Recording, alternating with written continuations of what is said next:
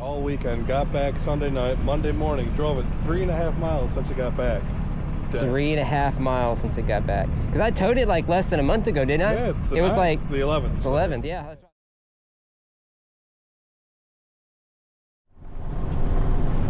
What's up, guys? So today we're going to be towing a 2023 Cadillac XT4. This is actually the second time that I've towed this particular Cadillac. I towed it almost a month to the day ago. I towed it like the beginning of December. I think it was like December 11th. I looked it up earlier.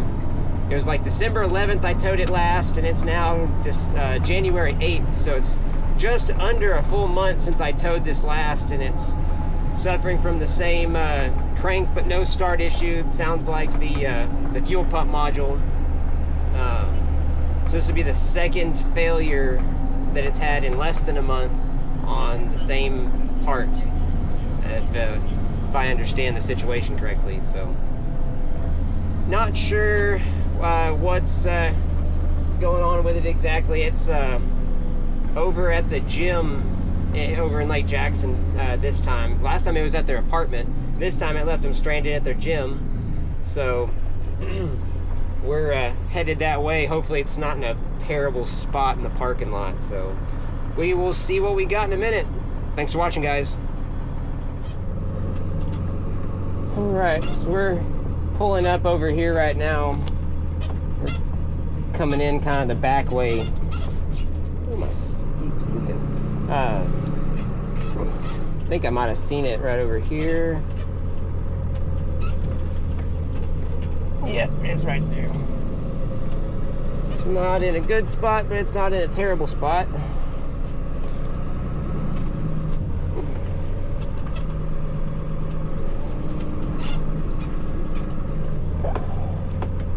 I think I can make it right there. How about make sure I understand the situation?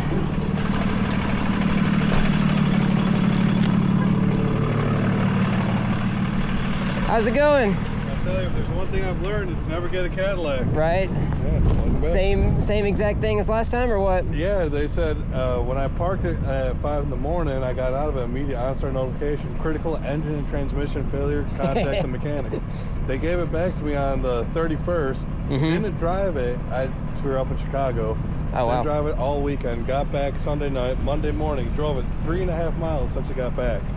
Dead. 3.5 miles since it got back. Because I towed it like less than a month ago, didn't I? Yeah, it was like the 11th. The 11th, yeah. That's what I thought. I looked up earlier and it seemed the 11th. Yeah. Wow, 3.5 miles. 3.5 miles since they gave it back. And they had it for a couple of weeks. Yep. Anyways, wow. Okay, so I guess I'll.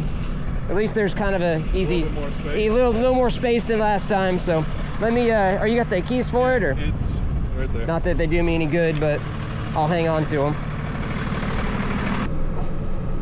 They had it for several weeks. I towed it on the 11th. He said he got it back on the 31st.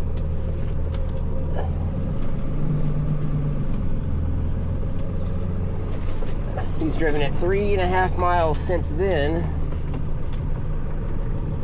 And now it's dead again. The same exact fuel pump module issue as last time.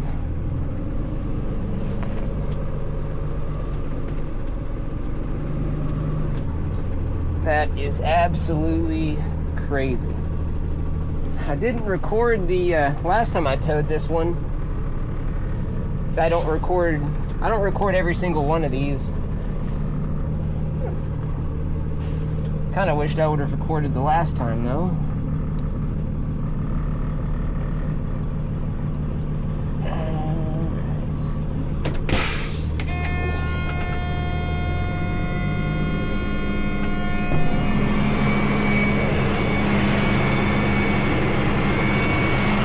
Grab my remotes.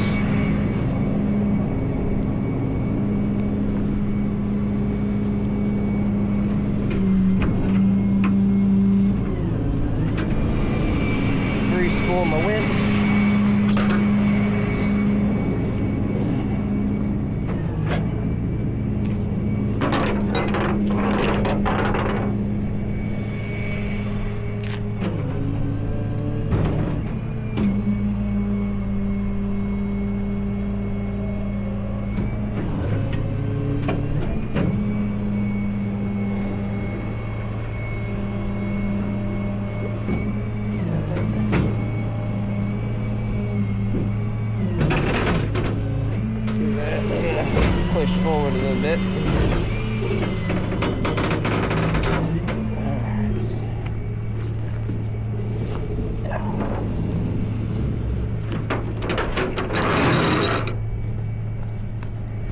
Alright.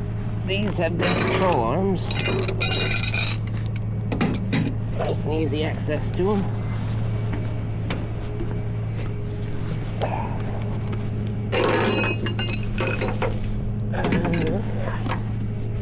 I'm gonna put a snatch block on. Since I'm not perfectly straight with it, I'm gonna have to spin it around a little bit.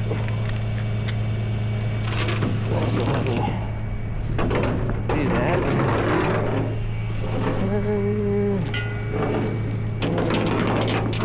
This will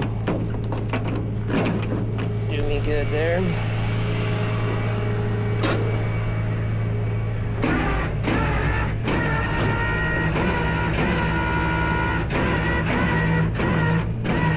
Let's see if it's in 38,000 miles.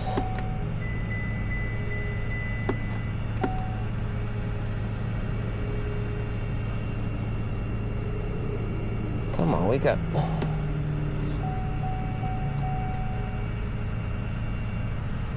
There it goes. Park set. So that should be unlocked.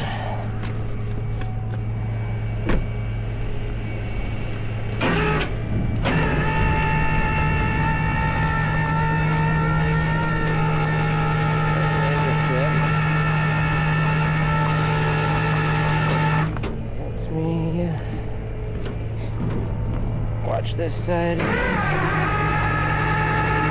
Alright.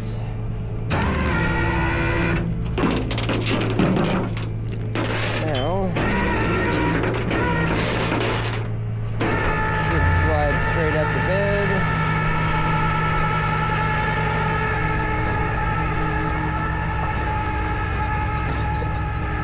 Good. Clear the front bumper.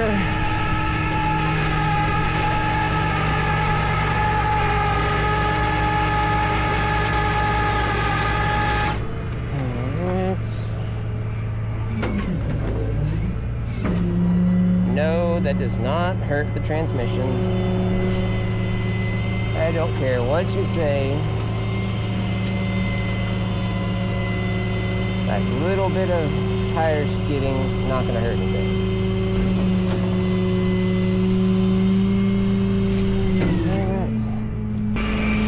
Alright.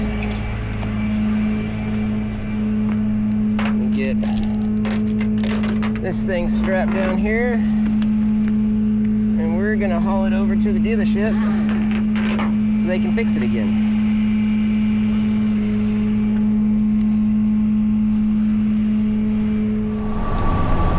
All right, so we got the Cadillac loaded up back there. Got all of our straps and everything on it. We're hauling it to, I think it's Bayway Cadillac up in Houston off of 59. That's where we're taking it. Wanted to clear up a few things like comments and stuff that I've seen in a bunch of my other videos. If you've watched this channel before, you've seen I tow a bunch of these GM vehicles, both the full-size trucks and SUVs, and also the small SUVs like this XT4. I've towed a bunch of the XT4s. The other small SUVs that are also prone to this problem is the Chevy Equinox and the GMC Terrain. They're all based off the same platform of vehicle, kind of like the Chevy Silverado, the GMC Sierra, the Chevy Tahoe, the GMC Yukon. They're all the same frame and everything, all the same vehicle, basically just branded for a different manufacturer.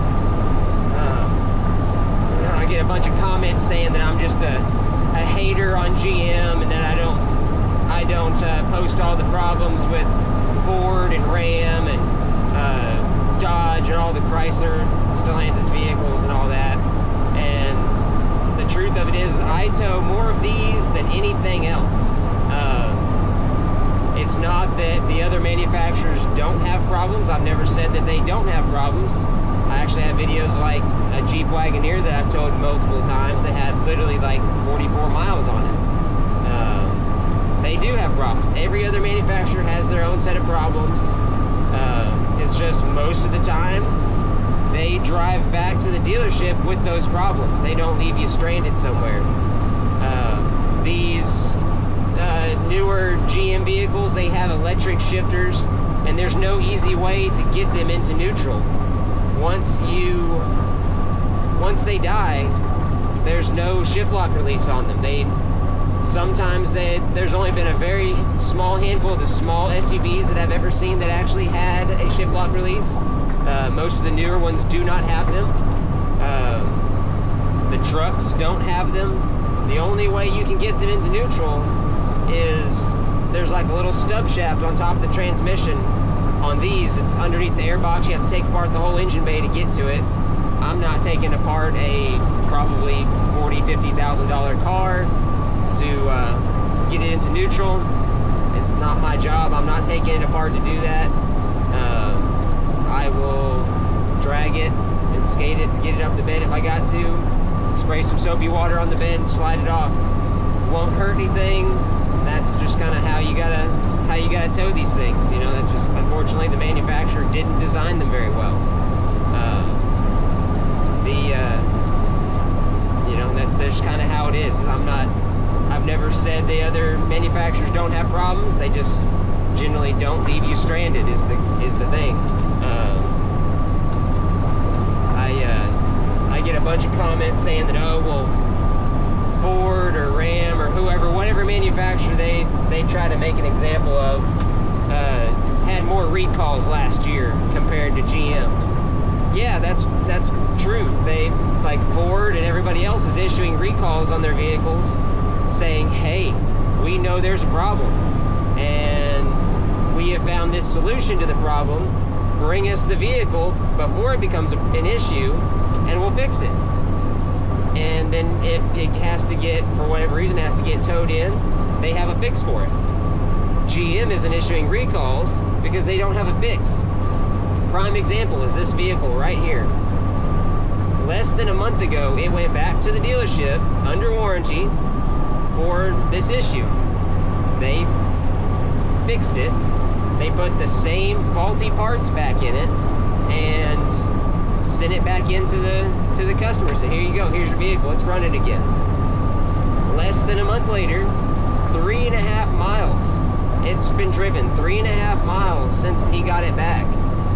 And it died again for the same exact problem. They put the same part back in it, they don't have a new remanufactured, a re-engineered fuel pump module or whatever is causing the module to fail. They put the same parts back in it that's prone to fail, and guess what? It failed again. And that's what they've been doing for the last several years, because this problem's been a known thing since like 2021 is all the vehicles that I've seen that have really been having this issue. It's 2021 to current. I don't know what GM's deal is, why they can't come up with a fix, but they can't seem to come up with a fix for it. So until they do, we're gonna be towing a bunch of these things, because God knows they're having trouble. So I feel for everybody that bought one of these vehicles thinking that they were getting a good product, because they're gonna find out pretty quick that if they get one that has the fuel pump module issue, it's gonna be a recurring issue. So just wanted to try to clear up some of those comments and stuff that I've been seeing a lot of, because I don't get very much time to reply to a bunch of those comments, and a bunch of them not really worth me sitting there and typing that out, 20, 30, 40, 100 times per video. So figured I would drop a little note here about that. So anyways, we're headed to the dealership to get this thing dropped off. Thanks for watching, guys. All right, so we're back here at the Cadillac dealership. Couldn't really find a spot that was like straight into one single spot. So I had to kind of catty corner myself in here, try to hopefully maybe mostly get it into this one spot.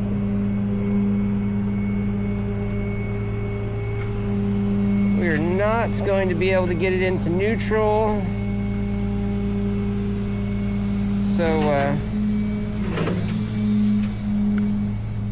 we're gonna have to slide it off.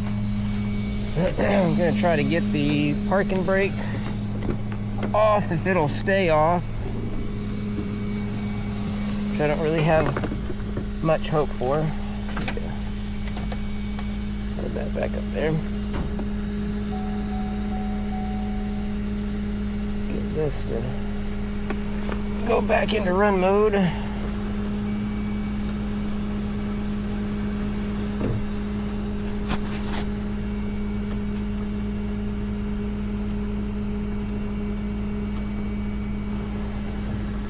Seems like it's wanting to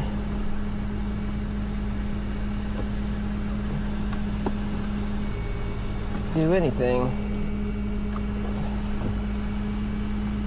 Oh boy. All right. I'm gonna have to do this the hard way, I guess. We'll see how hard this thing wants to, how hard it wants to play. Might have to reverse snatch block this thing off, kind of like I've had to do in the past. Oh yeah, pumping up here. So this thing's not gonna want to slide off for us.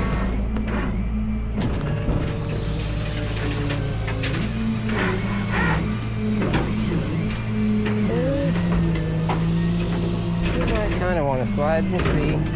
We'll try to shake it.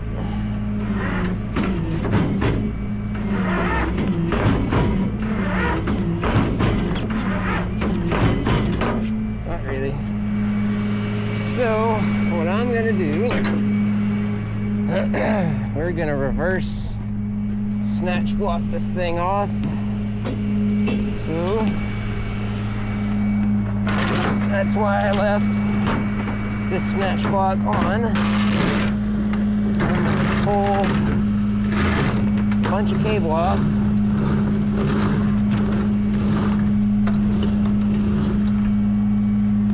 We're gonna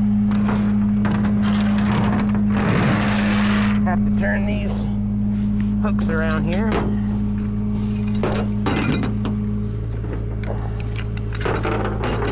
So that way they, I don't like that.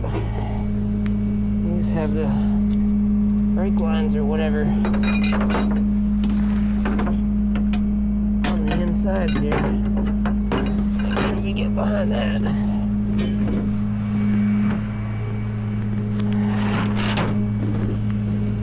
Because the parking brake won't turn off.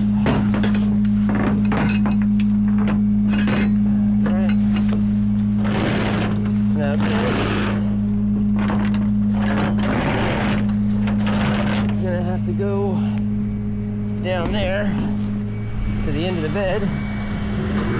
We gotta get some more cable off.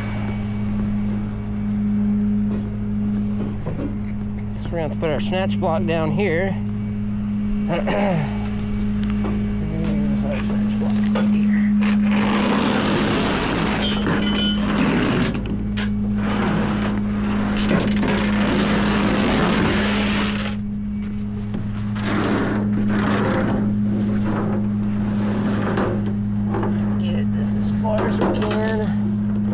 Down here, like that. All right. To make sure all the way.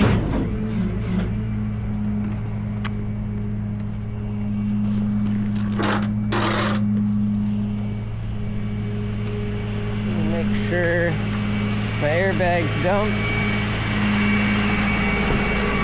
Oh no. I'm gonna need my airbags up because I'm gonna have to walk out from underneath it. So I can't have them dumped. Okay. So now I have winch cable going down to the snatch block, back up from under the car, hooked onto the control arm, so now when the winch rolls in, the snatch block turns it 180 and it winches the car off. Like so. See, winch leg cable coming tight, snatch block redirects the line and pulls it down. Sure we're not dragging our bumper. Might barely want to touch, but the we'll lift up a little bit so it doesn't drag his bumper.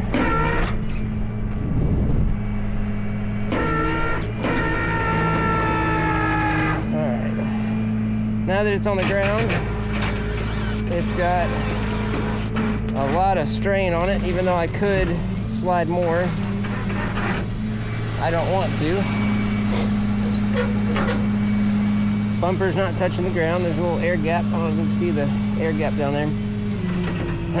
So now we can walk the bed out from under it.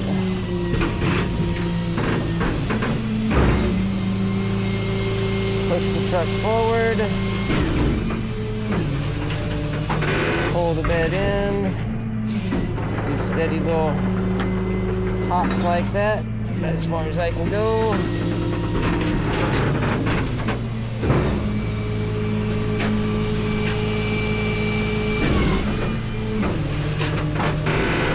This is why I wanted to leave my airbags inflated.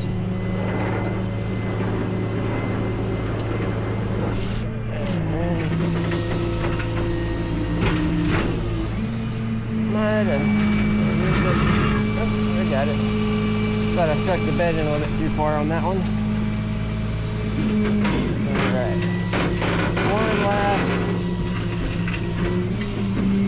One last one here. Set her on the ground. Nice and easy. That one hook already came off. This one kind of hanging on by a thread there. And that's it. She's unloaded. Nice and easy.